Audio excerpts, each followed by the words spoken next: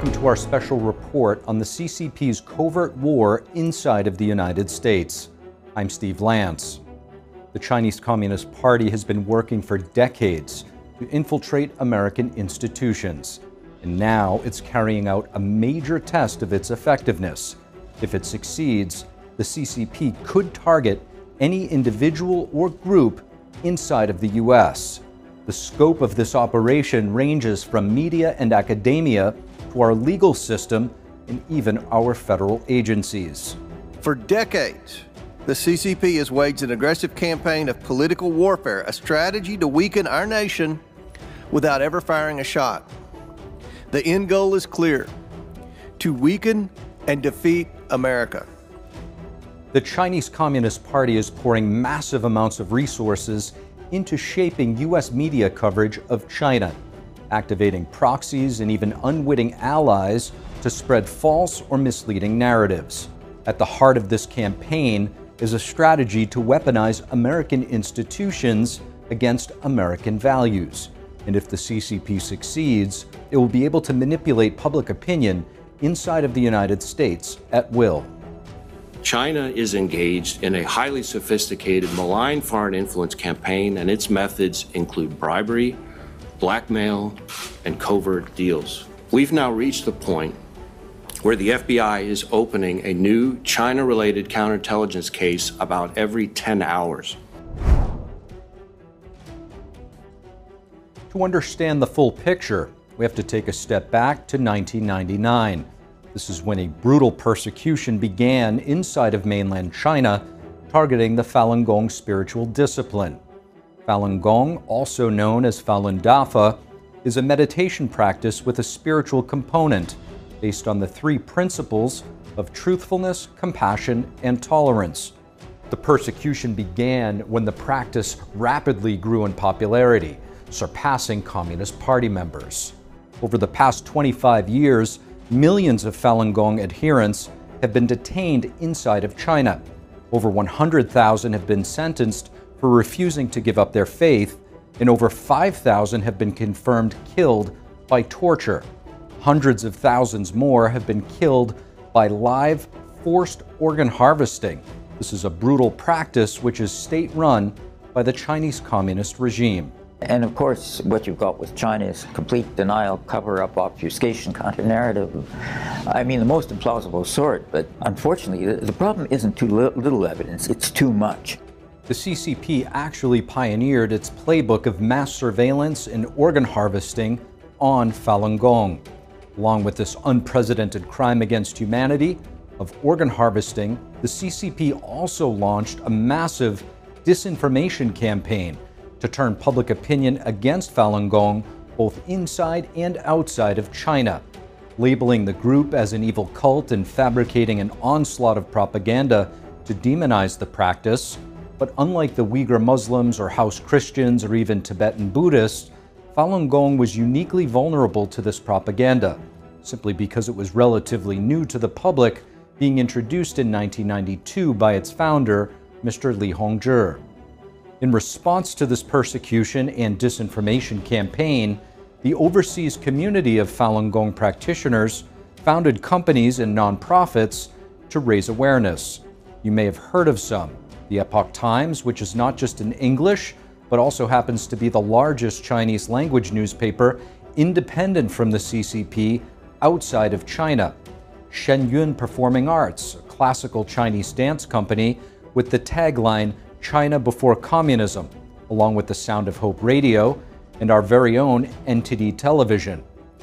At every turn, the CCP has opposed these efforts by activating diplomats to pressure governments, threatening family members in China of Falun Gong practitioners, and even waging cyber attacks. As nonprofit Freedom House puts it, China conducts the most sophisticated, global, and comprehensive campaign of transnational repression in the world. The CCP targets entire ethnic and religious groups, including Falun Gong practitioners. But now the CCP appears to be shifting tactics, focusing on American media, social media, and even our own legal system. all in an effort to target the Falun Gong community. America's ability to fend off such attacks is a test run for how Beijing can influence or even dictate our own institutions. The Chinese regime is afraid that the full scope and scale of its atrocities committed against Falun Gong will be exposed widely and on a world stage. At the same time, they see the rise of Falun Gong's voice across America becoming stronger and more credible. For Beijing, this is a race for survival, to destroy Falun Gong's voice before knowledge of its atrocities against the group reaches a tipping point that could wind up toppling the CCP. Human rights abuses in China, particularly against Falun Gong, are a third rail for the Chinese Communist Party, or looked at another way, the Achilles heel of the regime. Now picture this. You have a ticket to see Shen Yun at the Kennedy Center in the nation's capital this year, perhaps with a family member or a friend. Then you see on the news that the Kennedy Center has been evacuated for a bomb threat.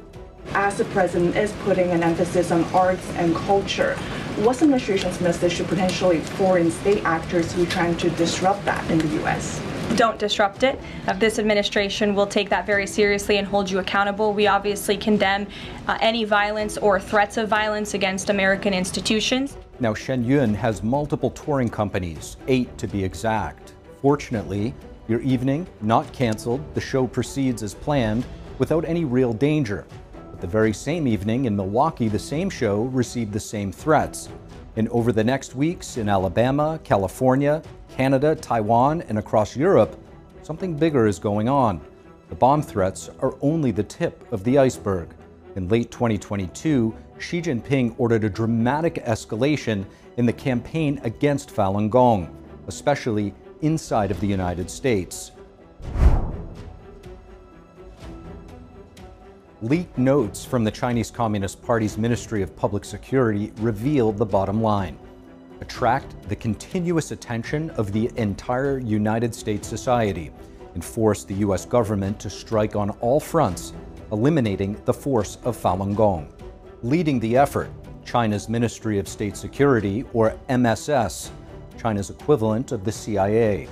MSS Chief Chen Yixin heads this CCP state apparatus, which oversees foreign intelligence collection, espionage abroad, and wages influence campaigns, as well as transnational repression on U.S. soil. The big new directive is to activate CCP special agents and proxies in the West to spread disinformation and trigger lawfare against Falun Gong-affiliated entities. The plan includes attacks on social media, manipulating search engines, activating embedded CCP spies, and getting Western mainstream media to demonize Falun Gong. It involves not only just the social media and mainstream media aspects, it also involves, they talked a lot about activating what looks like to be a large network of spies to create division, both in our community and but also with Falun Gong and the U.S. government and other governments. So it's some pretty alarming stuff. The CCP nearly succeeded in one of its operations back in 2024. However, due to an FBI sting operation, 2 CCP agents were convicted for trying to bribe an IRS official to revoke Shen Yun's nonprofit tax-exempt status. The IRS official, however, was an undercover FBI agent. The end goal is using U.S. federal agencies to do the bidding of the CCP. This is a playbook that could be directed to sabotage any individual or group in the United States, including American politicians or anyone deemed to be a threat to the Chinese Communist Party. A major piece of the puzzle, legal warfare, also known as lawfare. Chinese Communist Party, that has already squashed freedom at home, now seeks to export its authoritarian model of control across the globe. It is now trying to exploit the American legal system. So let's take a closer look at how this operation is actually working. In one telling 2024 case, a New York judge dismissed a series of environmental lawsuits against Shen Yun's headquarters as both vague, illogical, and an oxymoron. but the lawsuit still succeeded in drawing resources and generating negative press against the Shenyun and Falun Gong community. Meantime, Beijing-backed social media influencers are now leveraging their audience with the goal to bait mainstream U.S. media and trigger U.S. government investigations. Let's take a look. One Chinese-American YouTuber has declared Falun Gong his enemy. He bragged on social media about helping the New York Times reporters by introducing them to disgruntled former Shenyun performers, some of whom have since developed suspicious ties to Beijing upon being let go from Shenyun. So what about the New York Times reporters? These same two previously won a Pulitzer Prize while working as a team at the Wall Street Journal. That series was later used to form the basis of the so-called hush money case against then former President Donald Trump. One of these reporters, Nicole Hong, is the daughter of a man with decades of ties to the CCP's United Front Work Department, an organization that reports directly to the Central Committee of the CCP and works hand in glove with the CCP's Ministry of State Security to carry out influence operations and suppress dissident voices abroad. For the past 25 years, Falun Gong practitioners have been rampantly detained, tortured, and killed inside of mainland China. The New York Times has been deafeningly silent on this. Not much dedication at all to time, resources, or print space inside of their publication. In fact, in 2019, when an international tribunal in London exposed evidence of forced organ harvesting, a New York Times journalist based in Beijing at that time shared that she was forbidden from covering this story by her editors at the New York Times. Suddenly, in 2024, over the span of a few months, the New York Times has since published 12 articles that are completely hostile toward Falun Gong, and specifically the dance group Shenyun Performing Arts. This is a remarkable amount of editorial ink and attention for the New York Times to give, not to mention on an American performing arts company acting as a soft power tool to stifle communist influence on American soil. So if we look at what these articles about Shenyun leave out, we see a serious breach of journalistic standards. The interviewees' documented ties to the CCP are not even mentioned. Lengthy communications with Shenyun performers with positive experiences and doctors who have treated Shenyun performers are also not brought up. And cultural context about common Asian practices also omitted, leaving behind a sinister narrative, painting Shenyun in a dark light. Bias by omission is what responsible journalism strives to avoid. Instead, the timing and substance of these reports eerily helps building Beijing's endgame.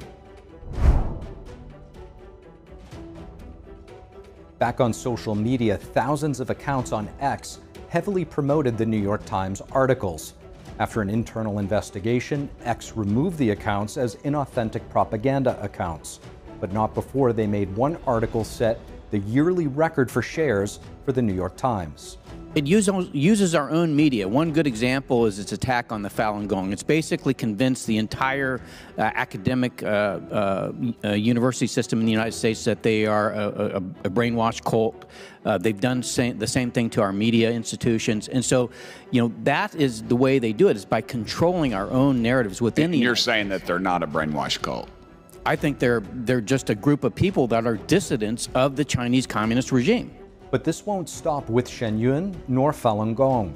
This is a playbook that, once proven effective, Beijing could run against any individual or organization in America. Rebuffing this campaign is therefore a critical issue of national security, national sovereignty, and democratic resilience in the face of a foreign dictatorial regime. Falun Gong practitioners in the U.S. are actively working to expose the CCP's persecution and let the American people know just how serious the threat from the CCP is to the American way of life. If the CCP can silence Falun Gong in the U.S., there's a lot less standing in the way of future operations in America. For example, a single performance by Shenyun can leave audience members with a vastly different view of China, Chinese history, the CCP, and Falun Gong, in stark contrast from the one that the regime has invested billions of dollars to shape. Shen Yun publications say the show doesn't just present China before communism, but a world without communism. Xi Jinping's 2022 plan has now become a reality on every front, from bomb threats to frivolous lawsuits to bribery, attacks on social media, from fronts we didn't even get into, like cyber attacks and violence against Falun Gong practitioners in the US, to the even more unthinkable, manipulating mainstream American media and exploiting US government agencies. We're now at the point where the CCP is using the media and legal system in the United States to persecute Falun Gong and companies started by Falun Gong practitioners. While this is going on, the CCP is still actively torturing and killing practitioners in China at scale, using American institutions to cover up its horrendous human rights violations, is a deep violation of American values and American sovereignty. For the CCP, this is not a sideshow, but a central existential dilemma. The question now becomes, how will the United States respond? To quote U.S. Secretary of State Marco Rubio, if we stay on the road we're on right now, in less than 10 years, virtually everything that matters to us in life will depend on whether Communist China allows us to have it or not.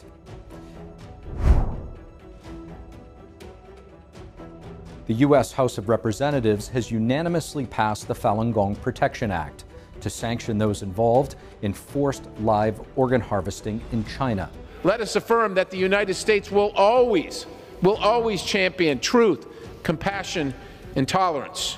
But now the major concern about Beijing's influence operation is its focus on baiting or weaponizing federal agencies right here in the U.S.